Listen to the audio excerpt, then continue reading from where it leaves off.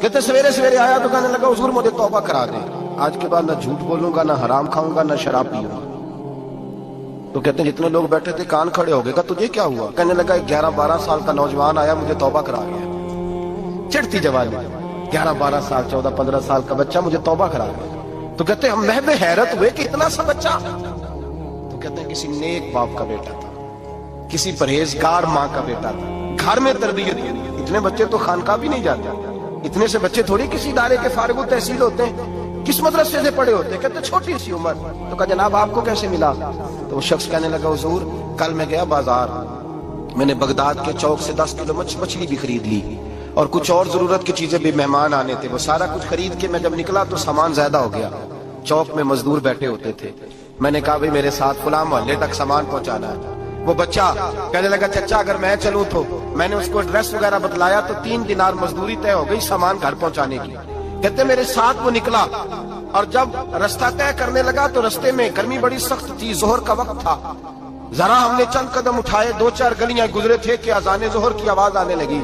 تو کہتے ہیں بڑی منت کے انداز میں، بڑی گزارش کے انداز میں میری طرف دیکھا، عمر چھوٹی سی ہے، کہنے لگا چچا اگر اجازت مل جائے تو میں ظہر کی نماز پڑھ لوں۔ کہتے ہیں میں ایک جگہ پھٹے پہ بیٹھ گیا اور گپے کرنے لگا، سامان وہاں رکھا، میں نے کہا پڑھ لے نماز۔ کہتے ہیں بچہ نماز پڑھنے چلا گیا، باقی لوگ دیر سے آئے، وہ نماز پڑھ کے جلدی آ گیا۔ میں نے کہا بیٹے تو جلدی آ گیا ہے؟ کہنے لگا اس لیے جلدی آیا ہوں کہ آپ یہ نہ سمجھے یہ کام چور ہے، میں نے نفل چھوڑ دیے ہیں، فارغ ہو کے پڑھ لوں گا۔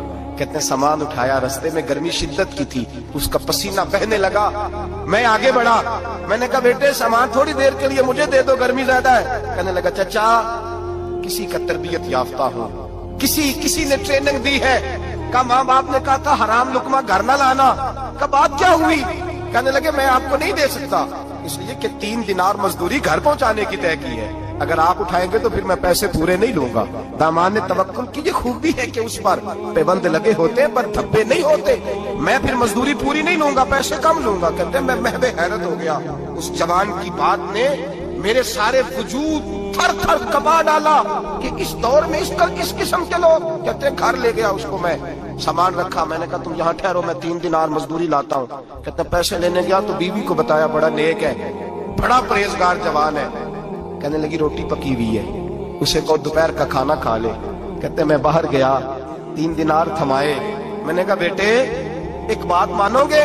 تو کہتے ہیں 3 دینار دے کے کہنے لگا اب تو آپ مالک ہو گئے، میں نے نمک کھا لیا ہے، اب تو ہر بات مانوں گا، اصلہ نال جے نیکی کریے نسلہ تاک نہیں بھول دے، میں اب ہر بات مانوں گا۔ تو میں نے کہا دوپہر کا کھانا کھا لو۔ کہتے ہیں اس کی گردن جو